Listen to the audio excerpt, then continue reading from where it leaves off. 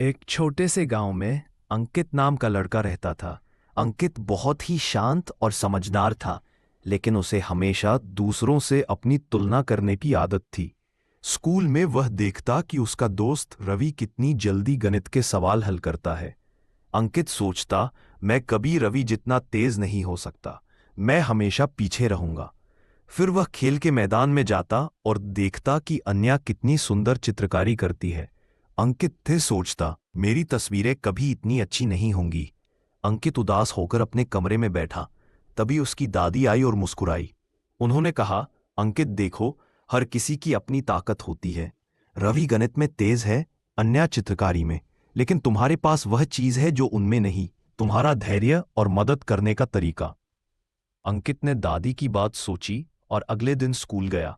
उसने देखा कि उसकी मेहनत से वह अपने प्रोजेक्ट में सबसे अच्छा काम कर पाया। उसके दोस्तों ने उसकी तारीफ की और अंकित बहुत खुश हुआ। अंकित ने समझा कि दूसरों से तुलना करने का कोई फायदा नहीं है। अपनी खूबियों को पहचानो और उन्हें सुधारो। सीखा, अपनी तुलना दूसरी से मत करो। हर किसी की ताकत अलग होती है। अपने गुणों पर ध्यान दो और खुश रहो। एक छोटे से गांव में रीना नाम की लड़की रहती थी। वह अक्सर सोचती, मेरे पास कुछ भी बड़ा नहीं है, न बड़ा घर, न बड़ी चीजें, न ही बड़ा नाम। लेकिन उसकी दादी हमेशा कहती, बेटी, दुनिया में हर चीज अपने आप में बड़ी है, बस देखने का नजरिया चाहिए। एक दिन रीना खेतों में गई। उसने देखा एक छोटी सी चींटी अनाज का दाना खींच रही थी। उसके लिए वह दाना किसी पहाड़ से कम नहीं था। खेत में खड़ा एक किसान पसीने से भीगा हुआ था। उसके लिए सूरज की हर किरण मेहनत का साथी थी। पास ही नदी बह रही थी। उसका छोटा सा किनारा भी मछुआरे के लिए पूरा संसार था। रीना समझ गई कि जो चीज हमें छोटी लगती है, वही किसी और के लिए बहुत बड़ी होती है। शाम को वह घर लौटी और दादी से बोली, दादी, अब मुझे समझ आया, सब अपने आप में बड़ा है। चींटी, किसान, नदी, पेड़, सबका अपना महत्व है। असली बड़ा होना किसी और से तुलना करने में नहीं, बल्कि अपने हिस्से की जिम्मेदारी निभाने में है। दादी मुस्कुराई और बोली, बेटी, यही जीवन का सबसे बड़ा सच है। उस दिन के बाद रीना ने कभी खुद को छोटा महसूस नहीं किया। उसने जाना कि हर इंसान और हर चीज अपने आप में बड़ी है। सीख, तुलना छोड़ दो। हर किसी की अपनी अहमियत और अपनी बड़ाई होती है। बहुत समय पहले पहाड़ों के बीच बसे एक छोटे से कस्बे में एक पुरानी लाइब्रेरी थी। उस लाइब्रेरी का नाम था ज्ञानालय। यह जगह कभी पूरे इलाके की सबसे मशहूर थी। लोग दूर दूर से किताबें पढ़ने और लेने आते थे। लेकिन 20 साल पहले अचानक यह लाइब्रेरी बंद कर दी गई। कहते हैं कि वहां अजीब अजीब आवाजें आने लगी थीं। रात को दरवाजे अपने आप खुलते बंद होते, खिड़कियां जरमरातीं और किताबें अपने आप शेल्फ से गिर जातीं। धीरे धीरे लोग डरने लगे और लाइब्रेरी को ताला लगाकर छोड़ दिया गया। कस्बे के लोग आज भी उस इमारत के पास से गुजरते समय अपनी चाल तेज कर देते। कस्बे में 4 दोस्त रहते थे, अजय, कविता, रोहन और सिम्मी। वे सब स्कूल में पढ़ते थे और बहुत जिज्ञासु स्वभाव के थे। एक दिन उन्होंने सुना कि पुरानी लाइब्रेरी में किसी जमाने में एक गुप्त कमरा था, जहां किसी महान पंडित ने अपनी अनमोल पांडुलिपियां छुपा दी थीं। अजय बोला, अगर हम वहां गए और वो पांडुलिपियां ढूंढ निकालीं, तो शायद पूरी दुनिया हमें याद रखेगी। कविता ने हिचकते हुए कहा, पर सब कहते हैं वहां भूत है। रोहन हंसते हुए बोला, भूत प्रेत जैसी कोई चीज नहीं होती, ये सब अफवाह है। सिम्मी चुप रही, लेकिन उसके चेहरे पर डर साफ झलक रहा था। चारों ने तय किया कि वे पूर्णिमा की रात लाइब्रेरी में जाएंगे। रात के सन्नाटे में वे टॉर्च, रस्सी और पानी की बोतलें लेकर निकल पड़े। लाइब्रेरी की इमारत बहुत पुरानी और टूटी फूटी थी। चारों ने जैसे ही दरवाजा खोला, एक ठंडी हवा का झोंका उनके चेहरे से टकराया। अंदर घुप अंधेरा था और हवा में सीलन की गंध भरी हुई थी। किताबों के ढेर पर मोटी धूल जमी थी। जगह जगह मकड़ी के जाले लटक रहे थे। दीवारों पर उखड़ी हुई पपड़ी देखकर लगता था कि ये इमारत कभी भी गिर सकती है। जैसे जैसे वे अंदर बढ़ते गए, उन्हें चारों ओर अजीब आवाजें सुनाई देने लगीं। कभी किसी के फुसफुसाने जैसी धीमी आवाज, अभी अचानक पन्ने पलटने की खड़खड़ाहट, कभी किसी अदृश्य पद्मों की आहट। सिम्मी डर के मारे अजय का हाथ कसकर पकड़ ली। अजय ने उसे ढांढस बंधाते हुए कहा, घबराओ मत, यह हवा का खेल है। लेकिन कविता ने गौर किया कि एक शेल्फ में रखी किताब अपने आप हल्की हल्की हिल रही थी। चारों आगे बढ़े और देखा कि बीच हॉल में एक बड़ी सी लकड़ी की मेज पर एक मोटी लाल रंग की किताब रखी थी। उस किताब पर धूल भी नहीं थी, जैसे किसी ने अभी अभी वहां रखी हो। रोहन ने किताब उठाई और खोली। किताब के अगले पन्नों में अजीब अजीब पहेलियां लिखी थी। पहली पहेली में लिखा था, दीवारों में जो खाली जगह लगे वही असली दरवाजे की चाबी है। अजय ने टॉर्च की रोशनी घुमाई तो एक दीवार पर ईंटें कुछ अलग दिखाई दीं। रोहन ने जोर से धक्का मारा तो एक गुप्त दरवाजा खुल गया। अंदर एक संकरा रास्ता था जो नीचे तहखाने की ओर जा रहा था। चारों धीरे धीरे नीचे उतरे। वहां की हवा और भी ठंडी थी। जगह जगह टूटी अलमारियां और बिखरी किताबें पड़ी थीं। अचानक उनके सामने एक सफेद धुंधला सा साया उभरने लगा। सिम्मी चीख उठी, ये भूत है। साया बोला, डरो मत बच्चों, मैं इस लाइब्रेरी का रक्षक हूं। साया ने बताया कि वह असले में पंडित हरिदत्त की आत्मा है, जिसने यह लाइब्रेरी बनाई थी। उसने पूरी जिंदगी ज्ञान फैलाने में लगा दी, लेकिन जब कुछ लालची लोग उसकी पांडुलिपियां चुराने आए तो उसे मार डाला। मरने के बाद उसकी आत्मा यहीं भटकती रही ताकि कोई बुरा इंसान उन पांडुलिपियों को हाथ न लगा सके। भूत बोला, मैं डराता उन्हीं को हूं जो लालच में आते हैं, लेकिन सच्चे जिज्ञासु और साहसी लोगों को मैं इन पांडुलिपियों का रहस्य सौंप सकता हूं। भूत ने चारों से कहा कि वे एक एक करके साहसिक परीक्षा दें। अजय को अंधेरे में अकेले आगे बढ़कर एक दिया जलाना था।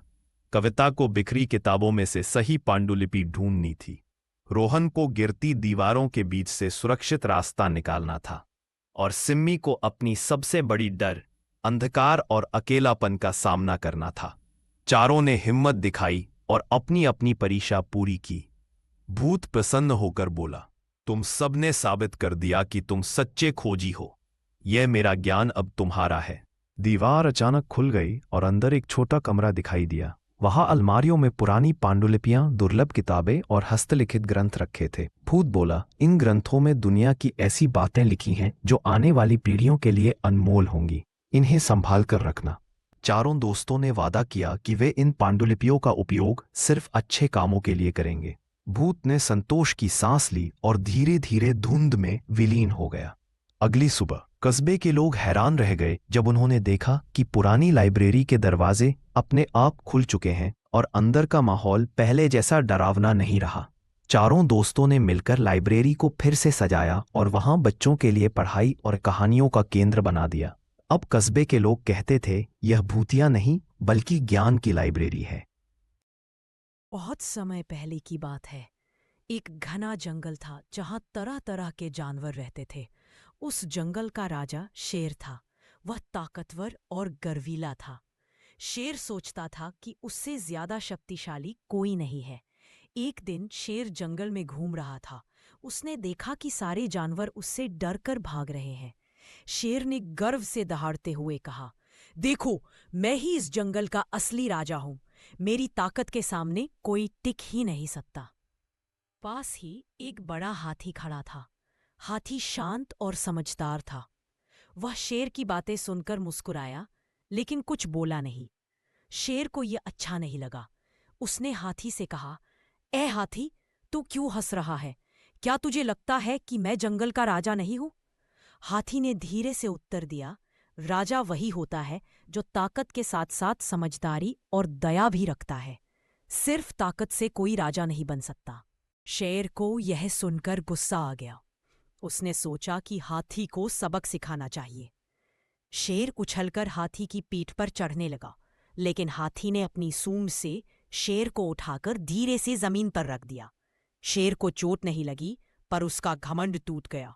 हाथी ने कहा, भाई शेर, मैं तुझसे लड़ना नहीं चाहता। अगर तू सच में राजा बनना चाहता है तो सबका ख्याल रख और उनकी मदद कर। शेर को अपनी गलती का एहसास हुआ। उसने हाथी से माफी मांगी और वादा किया कि अब वह सबकी रक्षा करेगा। उस दिन से शेर ने गर्व करना छोड़ दिया और सब जानवरों की मदद करने लगा। जंगल के सारे जीव सच में उसे अपना राजा मानने लगे। एक गांव में दो भाई रहते थे, मोहन और सुरेश। दोनों किसान थे, लेकिन किस्मत ने उनके साथ अलग अलग खेल खेला था। मोहन का खेत उपजाऊ था, फसल अच्छी होती थी, इसलिए उसका परिवार धीरे धीरे संपन्न हो गया। वही सुरेश की जमीन बंजर थी, मेहनत करने पर भी पैदावार कम होती थी। यही वजह थी कि मोहन का परिवार अमीर माना जाता था और सुरेश का परिवार गरीब। मोहन के बेटे की शादी एक बड़े शहर की अमीर लड़की नंदिता से हुई। नंदिता आलीशान घर में पली बड़ी थी, उसके लिए हर सुख सुविधा जरूरी थी। दूसरी ओर सुरेश के बेटे की शादी गांव की ही एक साधारण गरीब परिवार की लड़की सीमा से हुई। सीमा ने गरीबी देखी थी और सादगी में ही खुश रहना सीखा था। शादी के बाद नंदिता जब मोहन के घर आई तो उसने देखा कि घर बड़ा है, नौकर चाकर है, हर सुख सुविधा मौजूद है। उसे बस आदेश देना था और काम हो जाता था। वह सुबह देर से उठती, नौकर उसके लिए चाय लेकर आते, कपड़े प्रेस होकर अलमारी में रखे रहते। गांव की औरतें खेत में काम करती, लेकिन नंदिता कभी खेत की मिट्टी में पाँव तक नहीं रखती थी। धीरे धीरे नंदिता की आदतें और भी नाजुक होती चली गईं। उसे लगता था कि अमीर घर की बहू होने के नाते उसे मेहनत करने की जरूरत ही नहीं। लोग उसकी सुंदरता और कपड़ों की तारीफ करते तो वह गर्व से मुस्कुराती, पर अंदर से वह हमेशा अकेली और असुरक्षित महसूस करती थी, क्योंकि उसके रिश्ते केवल दिखावे और सुविधा पर टिके थे। गरीब बहू का जीवन दूसरी ओर सीमा का जीवन बिल्कुल अलग था। उसका घर छोटा था, 2 कमरे और 1 रसोई, न नौकर चाकर न कोई सुविधा। सुबह होते ही सीमा सबसे पहले पानी भरने जाती, फिर घर का खाना बनाती और खेत में पति के साथ काम करने जाती। धूप हो या बारिश, वह हर काम में अपने पति का हाथ बटाती। हालांकि जीवन कठिन था, लेकिन सीमा के चेहरे पर हमेशा मुस्कान रहती। गांव की औरतें उसे पसंद करतीं क्योंकि वह सबकी मदद करती थी। कोई बीमार पड़ता तो सीमा उसके लिए दवा लेकर जाती। कोई गरीब भूखा होता तो अपने हिस्से का खाना बांट देती। गांव में अक्सर लोग तुलना करते, देखो मोहन की बहू कितने अच्छे कपड़े पहनती है, कितनी सुंदर दिखती है। तो कोई कहता, लेकिन सुरेश की बहू सीमा कितनी मेहनती है, हमेशा सबके काम आती है। नंदिता के पास धन दौलत थी, लेकिन उसका दिल छोटा था, वह दूसरों से घुलती मिलती नहीं थी। वही सीमा के पास पैसा नहीं था, पर उसका दिल बहुत बड़ा था। एक दिन की घटना, गांव में एक बार भीषण बाढ़ आई। नदी का पानी खेतों और घरों में भर गया। लोग घबराकर सुरक्षित जगह की ओर भागने लगे। इस मुसीबत की घड़ी में असली पहचान सामने आई। मोहन का घर बड़ा था, लेकिन पानी अंदर घुस आया। नंदिता डरकर बस अपने गहने और कपड़े समेटने में लग गई। उसे चिंता थी कि कहीं उसकी चीजें खराब न हो जाएं। लेकिन वह दूसरों की मदद करने बाहर नहीं निकली। वहीं दूसरी तरफ सीमा ने बिना सोचे समझे अपनी जान जोखिम में डालकर पड़ोसियों की मदद की। उसने छोटे बच्चों को अपनी गोद में उठाया, बूढ़ों को कंधा देकर सुरक्षित जगह तक पहुंचाया। उसका घर भी डूब रहा था, लेकिन उसने पहले दूसरों को बचाया। गांव के लोग हैरान थे। जहां अमीर बहू अपने गहनों को संभाल रही थी, वही गरीब बहू लोगों की जान बचा रही थी। कुछ दिनों बाद जब हालात सामान्य हुए तो गांव के बुजुर्गों ने कहा, असली अमीरी गहनों और पैसों में नहीं, बल्कि दिल की दौलत में होती है। नंदिता के पास सब कुछ है, पर उसने किसी की मदद नहीं की। सीमा गरीब है, लेकिन उसका दिल सोने जैसा है। यह सुनकर मोहन को भी एहसास हुआ कि उसके घर की बहू केवल दिखावे की जिंदगी जी रही है, जबकि उसके भाई की बहू सबकी सच्ची मददगार है। समय बीतने के साथ गांव के लोग सीमा को गांव की शान कहने लगे। बच्चे उसे माँ की तरह मानते और बुजुर्ग आशीर्वाद देते। नंदिता ने भी धीरे धीरे यह समझा कि इंसान की पहचान उसके कपड़ों, गहनों या अमीरी से नहीं, बल्कि उसके स्वभाव और कर्मों से होती है। उसने सीमा से सीख लेकर गांव के कामों में मदद करना शुरू किया। एक गांव में रामू नाम का गरीब किसान रहता था। उसके पास थोड़ी सी जमीन थी, जिस पर वह दिन रात मेहनत करके अपने परिवार का पेट पालता था। दूसरी ओर उसी गांव में सेठ धनीराम रहता था, जिसके पास बहुत जमीन, पैसा और नौकर चाकर थे। एक साल गांव में भयंकर सूखा पड़ गया। खेतों में अनाज नहीं उगा और किसान परेशान हो गए। रामू के घर में खाने तक की दिक्कत हो गई। मजबूर होकर वह सेठ धनीराम के पास गया और बोला, सेठ जी, बच्चों के पास खाने को कुछ नहीं है, मुझे थोड़ा अनाज उधार दे दीजिए, फसल आने पर चुका दूंगा। सेठ ने घमंड से कहा, रामू, अनाज दूंगा लेकिन बदले में अपनी जमीन गिरवी रखनी होगी। गरीब किसान के पास कोई चारा नहीं था।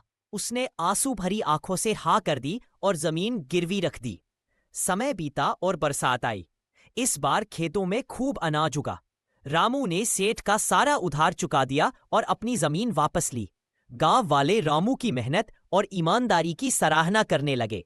सेठ को यह देखकर शर्म आई कि उसके पास धन था पर वह दिल से गरीब रहा। सबका दिल जीत लिया। शिक्षा धन से नहीं बल्कि मेहनत और ईमानदारी से ही सच्ची इज्जत मिलती है। जंगल में एक पुराने पेड़ की खोह में एक खरगोश रहता था। वह वहां कई सालों से आराम से रह रहा था। एक दिन एक चालाक कौवा वहां आया और बोला, ये जगह बहुत अच्छी है, क्यों ना मैं भी यही रहने लगूं। खरगोश ने कहा, नहीं, ये मेरा घर है, तुम अपना घर कहीं और बना लो। कौवा लालची था, इसने खरगोश की बात नहीं मानी और जब खरगोश खाने बाहर गया तो वह उसकी खोह में घुसकर बैठ गया। खरगोश लौटा तो उसने देखा कि कौवा अंदर बैठा है। दोनों में झगड़ा होने लगा। आखिर वे दोनों जंगल के राजा शेर के पास पहुंचे। शेर ने उनकी बात सुनी और बोला, जो पहले रहता था उसी का हक है। खरगोश ने कहा, महाराज, ये घर मेरा है। शेर ने कौवे को डांटकर बाहर भगा दिया। सीख, लालच और जबरदस्ती से घर या हक नहीं मिलता।